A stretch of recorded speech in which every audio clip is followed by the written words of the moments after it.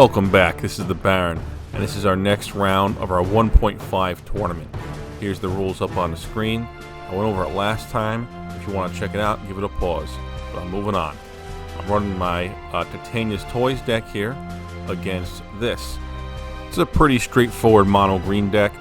Get your beaters out, swing away, and get 20 damage in before your opponent knows what's going on. Which is very important because in mono green you don't have disenchants, you don't have a lot of answers. You have some crumbles in the sideboard, one crumble in the sideboard, some wind orbs slow your opponent down, 2 tranquilities in the sideboard, and I guess you get the tracker for taking care of creatures. But if you drop a moat against this deck, game 1, that's it. You know, they gotta hope they can get through those scrib sprites and those dragonflies, and maybe get an aspect of wolf on them.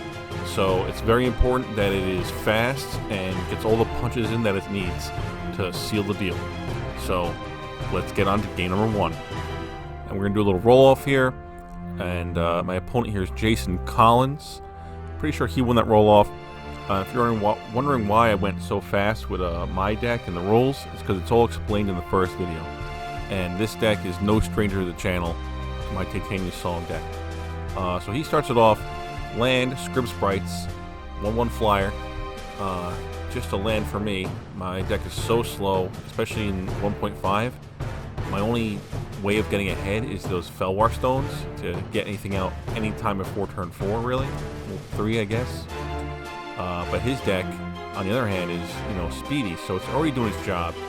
You know, here we are, turn 3, I'm taking 2 damage, and that Dervish is going to get bigger at the end of the turn. And he's got his tracker out now, so if I did have any creatures, he could take care of them. So that's plenty of damage on the board now, and here I am with only 2 mana. So, you know, I would need like a Wrath of God now. So there's my Felwar Stone. So I do have 4 mana for next turn for Wrath, because that's the only thing that's really going to help me here. I mean, I could plow that Dervish, but I'll still be eating 2 every turn, and, you know, be kind of a waste of a plow. And coming in again, big swing. What is that? 1, 2, 3, 4. So I'm down to 12. Yikes. Oh, no, he's got a trick up his sleeve. Giant Growth. I'm down to 9. Yikes. So his deck is doing exactly what it's supposed to do. And he plays a Scavenger Folk. My deck is doing exactly what it's expected to do. You know, really nothing until turn 4. Or at least I have 4 mana. And there it is, Wrath of God. Clearing the board. Give myself a chance to breathe here. You know, we'll see. He's down to 1 card in hand, so that's kind of what I want here. You know, best case scenario. And it's what he had to do. You got to drop those beaters down and punch away with them, or else, you know, your opponent will, you know, get his engine going. So he did what he had to do, and I got where I needed to get. I got my Wrath. I just regrowthed my Wrath, actually. I got myself a big book out, so I'm going to get my card advantage on. That's the plan, at least. And I'm 46 mana now. Not bad. And I just passed turn there, so... oh, Wily Wolf. I didn't even notice he played that, but okay, plow it out of here. That's what I want to use in my plows. We've got 1 creature on the board. Although, having a card in hand, too, means it could be another creature, like it was right there. So then it's kind of a wasted plow. That's why my Disrupting Scepters are so important in here. You know, to keep, you know, use it or lose it with your hand, you know. Keep attacking the hand of yours. And he's up to 21 now because of that plow. So 9 to 21 here. He's winning. He's got the creature on the board. I do have a Wrath in my hand, but he's got 2 cards in hand. So do I Wrath 1 creature away and let him play 2 next turn? You know, I'm running out of time though. I'm down to 5 now because of that Giant Growth. So let's see what I do. What is the right play? Do you Wrath the 1 Wolf? I have to, right? What if he's got another Giant Growth in his hand? So I'm down to 5 already. I'm tapped out because I drew my book. Back to him. Place an Urnum. Yikes. I don't even have a mana to plow on his turn. There's another Wrath of God just for the Urnum. But he still has a card in his hand. If it's another Urnum, you know, the pressure just keeps coming. I mean, my deck is packed with answers. But, can't handle you dropping a creature every turn when I'm at 5 life. There he is, Whirling Dervish. Let's see if I have an answer for that, or if I'll let him hit me for one. I guess I'm figuring it out myself here. 2-mana regrowth for what, the plow? Yeah, plow the dervish, puts my opponent up to 22 life. Draw a card, and play another Fellwar Stone. So they both produce green mana. That's all the mana I have right now. And there's another Whirling Dervish. It's non-stop with this deck, and that's all the deck is. It's packed with creatures. This is what it's doing its job, you know. And most decks aren't playing Wrath of Gods, so maybe you're playing against bolts and plows. And that amount of creatures, you know, you're gonna survive it. You're gonna endure. You're gonna win the battle of attrition. But I finally got my Scepter out, so I can make sure he's got no cards in his hand. Sylvan Library, and he hit me with that Dervish last turn. I'm down to 4 life now, and a Dervish is a 2/2. And there's a disenchant in the library, because he's got enough life to draw 3, and I just cannot handle that right now. Do I have an answer for that Dervish? I'm not sure. There's 2 Wraths in the graveyard, looks like. 1 plow, 1 disenchant. I'm digging. I'm drawing my tome, trying to find answers here. Do I have one? Not that turn, so it's not a Wrath. Coming in with the Dervish again. Unless I have a plow in my hand, then I guess I could have an answer. No, I'm eating the 2. Dervish is now a 3/3, and he's giant growthing now. And you know, he made a comment here that he should have just regrowth the giant growth before the combat, and this game would have been over. So he's taking a tracker out. Okay, and he plays the tracker. I mean, that's assuming I don't have a plow in my hand, actually. I may have just eaten the damage to see if he played another creature. And that worked out for me if that was my plan, because there's the Wrath, saving me at 2 life. Yikes. And back to my opponent. There it is again, Script Sprite. I have 2 turns. I have to plow him, because I can't afford to get hit by that. My opponent at 23 now. And I'm just trying to stay alive at 2. 3 mana, 4 mana, draw a card, okay? 2 mana, Fellwar Stone, 2, 3, another Scepter. My opponent has no cards in hand. And that's it. I passed him, he drew a land and played it. Back to me, which is great, because if that another Script Sprite could have been the enemy right there. I drop myself a Forest, play a Rod of Ruin, and draw a card. Yikes. What an intense game. That book is doing a lot of work for me, drawing me more answers, hopefully. And I got 4 cards in hand. Who knows what they are right now. And in turn, I'm pinging him for 1. He's at 22. Let's see if I can survive being at 2 life and ping him for 22 turns. Because this deck only has 1 Rod of Ruin main board now. I used to have 4 or 3, I don't know. So I'm down to just that 1 Rod of Ruin main board, and there's 3 in the sideboard. Ping him again, down to 21. Let's see if this plan's going to pay off. Although the Rod of Ruin is a great deterrent in that deck, many of his creatures have 1 toughness.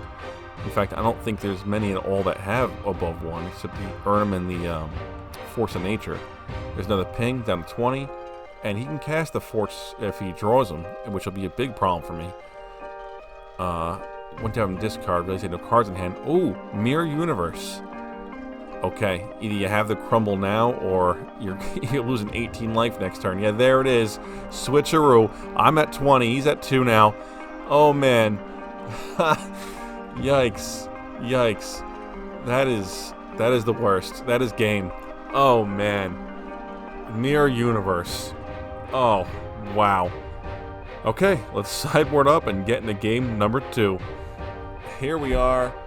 Round 2. My opponent on the play again. Same play. Forest, Script Sprite. And Savannah for me. Just some more mana over there. Again, I'm going to take 3 or 4 turns just to be able to do anything. Oh, he makes the Sprite bigger. Coming in for 2. Drops me to 18. That's the aspect of Wolf on that guy. So he gets bigger for half the forest controls, rounded up and down, down and up. So another 2 in the air. taking that, looks like. Oh no, okay, I'm plowing it. So my opponent at 22 now, I'm at 18. And back to him. Pixies, 2-1. And the Rod of Ruin does not work on them, because all damage by artifacts is reduced to 0. Ooh, wow. Is that another Savannah? It is. Okay. Not that I have much green in this deck, it's just the regrowths and the 2 Titania songs. So that's it. 6 green cards in the deck, that's it. And I got my 3-drop out, my Scepter. And there's the Scavenger Folk. And another Scavenger Folk. Yikes. That's, you know, Energy Flux is probably my biggest weakness. And Glooms. But, when you're main dork decking, those guys, those Scavenger Folk, it's a scary thing for me to see. I gotta deal with them while I have Summoning Sickness, or I'm losing all my important artifacts. You know, for 1 mana and then 1 mana again. And I don't know what I'm paying for mine, you know, 3, 4, 6. So, I lose that battle, you know. Rod of Ruin, there it is. So I'm kind of forcing his hand here to use one of the folk on the Rod, I guess. Although I know you're going to want to use it on the Scepter, because that's what's really doing the damage. But if you want your Willing Dervish to get bigger, you know, that Rod's got to go. And so he swung in, and he takes out the Rod. So he's still got the Scepter to deal with, which isn't a bad thing anyway, because again, I only have 4 mana, and it costs 3 to use, so it kind of gives me 1 mana for the turn to use, at the cost of one of your cards. So it's always, you know, something to think about. Granted, the Rod would also cost 3 mana, and you're still losing a card on the field. And he loses Llanowar Elf here, which, and I think I mentioned to him, that deck is so, you know, punchy and so fast, and he has the Llanowar Elves. He could maybe squeeze a couple birds in there, and maybe just play 4 Savannahs and some Armageddons, you know, and that deck would do just fine, I think. I mean, it's doing just fine on its own. I got me down to 2 last turn. I got lucky, drew a Mirror Universe while I was at 2 life, you know, or else that would have been that. I also was just, you know, tooth and nail, just, oh, I'm down to 9 already, jeez. This is brutal. So the deck is doing what it's supposed to do, again. Let's see if I could draw that Mirror Universe again. There's only 1 in here. You know, it's not a card that I want to play more than 1 of, really, you know, ideally. And there we have the Icy Manipulator. And that kind of, he Scavenger Folks it away. That's kind of like my replacement for the Maze of Ith, which is illegal in this format. It's banned. And mazes are so important, and you know, here now in this edition, the Ices are so important because it holds back creatures long enough for me to warrant using a Wrath of God, or makes him play that many more creatures. That way, my Wrath is worth more. You know, I 1 for 2, 1 for 3, whatever, 2 for 1, however you want to say it. And that Winter Orb there is really screwing me up because it won't let me use any of my artifacts. You know, the only way I'll be able to survive this Winter Orb is Felwar Stones, because the costs of my activations are all so high.